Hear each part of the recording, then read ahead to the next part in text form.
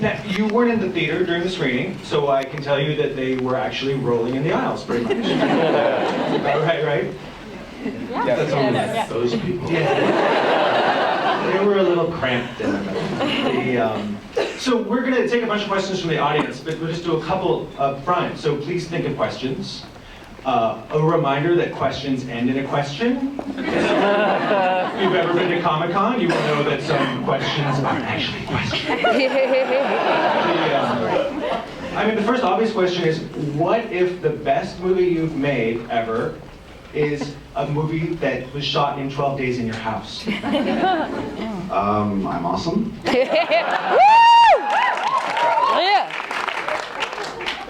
Let's answer that too. That's pretty much standby. Also, is it useful to have an amphitheater in your backyard? Because that is his house. Should we get amphitheaters? Yeah, everybody has those, right? That's standard, especially in New York apartments. It's getting wild in Brooklyn. We did do our first reading at that house in that amphitheater. We did Midsummer there. So the background story is, if you don't know, that you were shooting this weird little movie called Avengers or something. and you were apparently exhausted. It had been a 2-year project, and your co-producer, partner, and wife said, "Hey, let's shoot another movie during your mandatory time off." It wasn't actually mandatory. It was hard fought for. It was our vacation. We were going to go traveling. And she said, "Nah, you need to make a movie. Because you have to relax." It's like, I can't possibly adapt this, cast it, and prep it in a month. And she's like, well, November doesn't really work for us. What is the secret to working with a spouse, especially in your own home? Well, first of all, find one who can build one so that it's perfect. And she doesn't mind if it gets messed up a little bit because she saw it when it was just timber.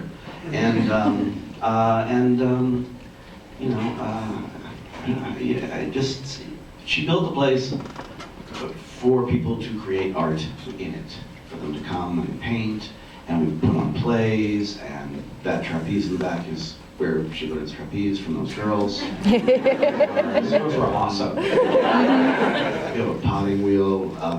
The police station is actually our basement, which is sprung dance floor.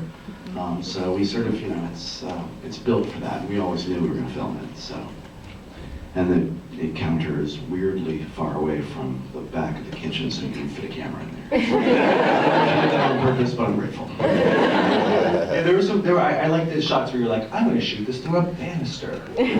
Well, yeah, she created a lot of flow and a lot of places to sort of look and spy and see. And there were a lot we didn't even get to film, but which was perfect for this movie, obviously. Do you feel it all weird that you sort of let us all into your house? That's very unusual. I can't stress enough that I haven't. I will unpack my bag. I'm proud of the place. I think it's beautiful, and I wanted to film it. For a while, we didn't, have pictures of our kids, and we didn't have our underwear drawer in the shot. And my assistant did say, okay, we're going to do some special effects in the movie. We're going to digitally remove the number of the house in that one shot where you bring it in. Like, good call. That's I believe this week you also became a doctor. Is that correct? Yes, I am a doctor. If anybody has any problems, if they're feeling any, if they have problems with their letters, I will just cut you open. Just do it. Like any good Western doctor, I'm very drunk. Is your PhD in horribleness? It's actually an annoyingness. I sort of washed out of horribleness. I didn't manage to. I don't want to talk about it. And while you were there at Wesleyan giving this commencement speech the other day in a very jaunty cap, you told them that they were all going to die and that we had ruined the world for them. And they took that fairly well. I think it wasn't exactly news to all of them. It was very inspiring, really. No, I was just going, oh, please remember what to say. please. And then I watched bits of it. I was like, I didn't remember. Enough of it came out. Nice, nice.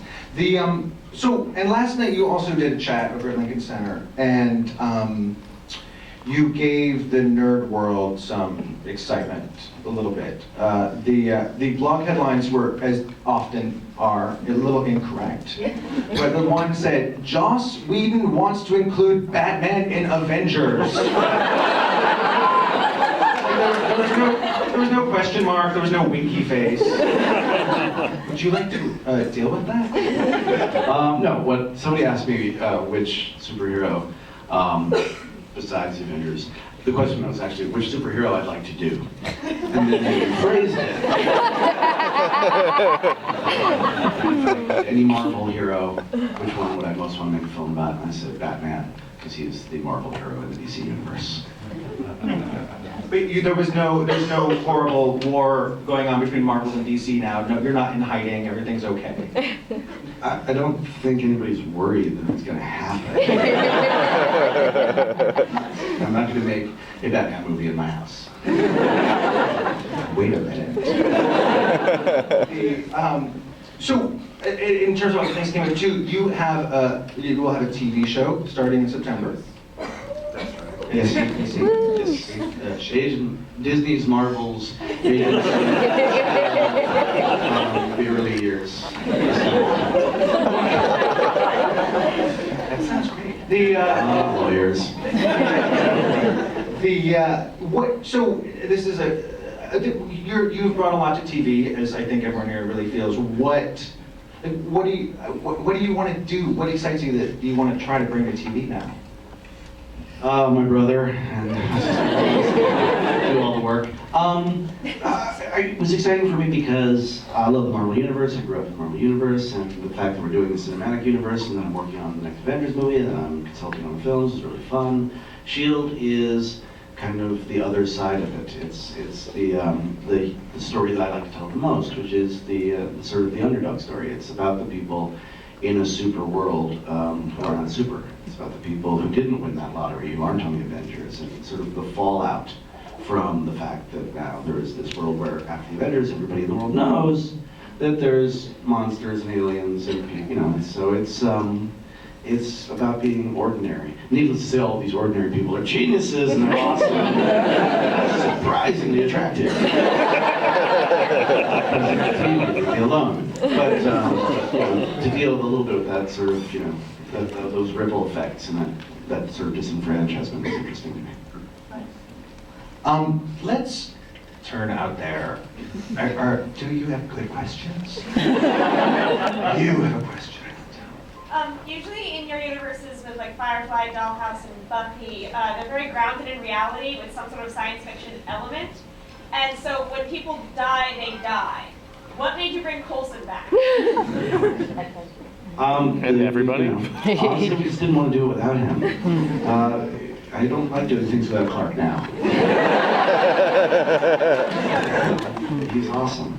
And he just felt like he really was the human face, of the Marvel Universe. He was the ordinary guy.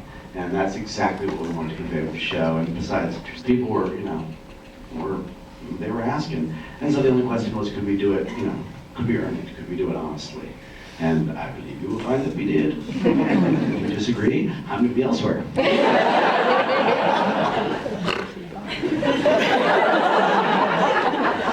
Why must you do out of all of Shakespeare's plays? A couple of reasons. One, it all takes place in one place. Very important for a micro-budget studio. Two, Amy and Alexis. We read it at the house, and they read Beatrice and Benedict. I was like, I gotta do that. I can't not. And I was like, I'm getting right on that 10 years ago. And then finally, because I talked about it, because we had the location, we had the cast. My wife had already put together a crew for another project she was doing, so everything was really in place. It was just a question of, why much ado? And so I just went into the text and really looked at it with fresh eyes and just saw a lot of darkness and pain and manipulation and cynicism, and thought, this will be great. I found that the rest of the play, which is so often just a backdrop for a two-hander, is in fact very much integral and a part of the same text. And you know, the jolly sort of manipulations of Don Pedro are exactly the same as the sort of tragic manipulations of Don John, and what everybody's doing is kind of corrupting the idea and deconstructing the idea of romantic behavior. So he's basically pulling apart the idea of the rom-com, which he is inventing. That to me is impressive. I was just wondering, the role of Conrad, what prompted you to have a female play it? Like, well, there's nothing in the text that prohibits it. There's nothing that Conrad does that couldn't. Well, you know, there's, and I didn't impregnate anybody. Although maybe I missed something there. I didn't read it that carefully. And I just, you know, it's nice to have more of a balance, and I thought it would give what tend to be pretty dry scenes something a little, I was going to say wetter, but now I'm thinking.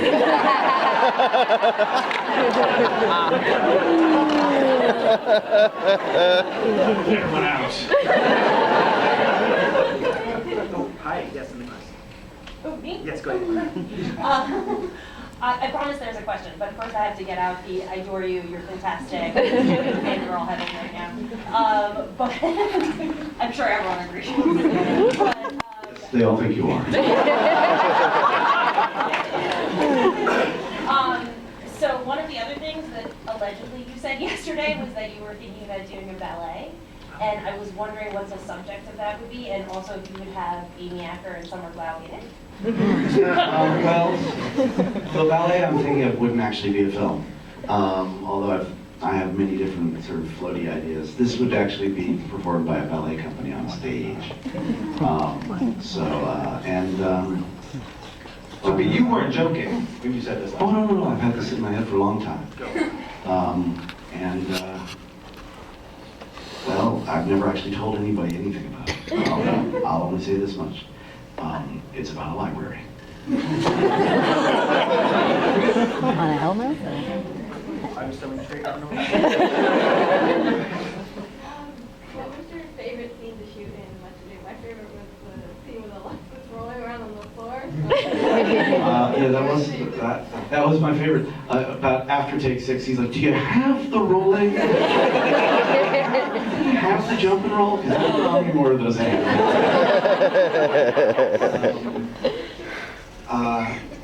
You know, I think that's certainly very high up.